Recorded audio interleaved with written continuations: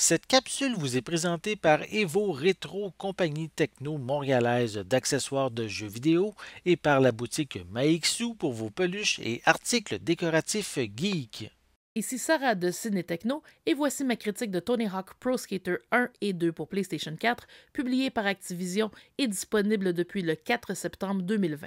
Le jeu est aussi disponible sur Xbox One et sur PC.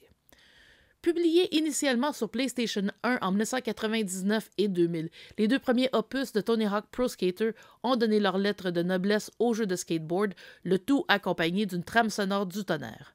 20 ans plus tard, Vicarious Visions, en collaboration avec le studio québécois Beenox, met au goût du jour ces deux classiques du jeu de sport. Le but étant de conserver de manière intacte chacun des niveaux des deux jeux, tout en leur donnant une couche de peinture fraîche pour les consoles d'aujourd'hui. Le pari de Vicarious Visions est réussi en ce qui a trait au tableau même. On retrouve les mêmes configurations qu'à l'origine, ainsi que pratiquement les mêmes défis à relever, malgré quelques changements, comme le remplacement de l'utilisation de l'argent pour améliorer les statistiques des skaters par des points que l'on recueille au moyen de nouvelles icônes ajoutées dans les tableaux.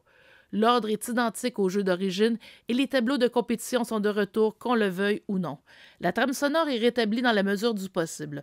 5 pistes sont manquantes par rapport à la musique d'origine, mais d'autre part, la liste des chansons est plus que doublée. Heureusement, il est possible de modifier la liste pour désactiver les titres que l'on aime moins. Au mode multijoueur local classique avec écran divisé s'ajoute un nouveau mode en ligne dans lequel il faut réussir des défis avant les autres joueurs. On peut choisir de limiter l'accès à ses amis seulement. Malheureusement, ce mode n'est pas multiplateforme, donc il n'est pas possible de jumeler des joueurs sur PlayStation 4 et sur Xbox One.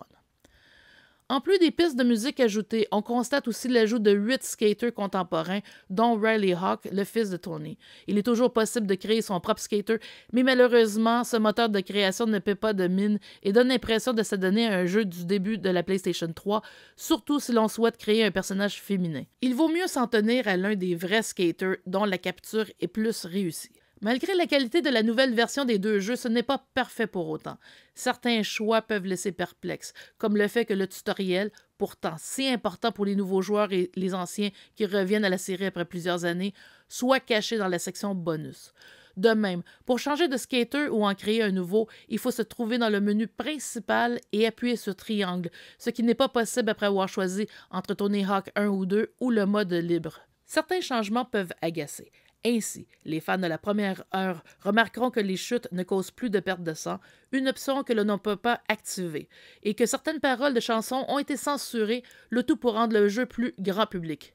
Malgré tout, le jeu obtient quand même la cote T pour adolescents du ESRB en raison de certains sujets couverts par les chansons. La fin de la minuterie de chaque tableau est soulignée par un battement de cœur agaçant que l'on ne peut pas non plus désactiver. Fait à noter, Tony Hawk 1 et 2 est jouable en français pour la première fois et la langue est basée sur la configuration de la console. Cependant, même si l'option de toujours utiliser les voix en anglais est disponible, celle-ci ne s'applique pas toujours, même lorsqu'elle est activée. Dans un tel cas, il faut alors désactiver et réactiver l'option pour contourner ce bug. Sur le plan positif, il faut souligner que Vicarious Visions a pris la bonne décision de ne pas obliger le joueur à terminer Tony Hawk Pro Skater 1 avant de pouvoir accéder à sa suite. Même si les améliorations s'appliquent à l'ensemble des deux jeux, les objectifs pour débloquer les niveaux demeurent séparés. Ainsi, on ne pourra pas cumuler les objectifs réussis dans le premier jeu pour accéder à des niveaux du second et vice-versa. Malgré les défauts liés à l'interface, Tony Hawk Pro Skater 1 et 2 est un solide remake qui démontre qu'il est possible de donner une couche de peinture fraîche à des jeux dont le gameplay très arcade n'a pas vieilli d'une ride.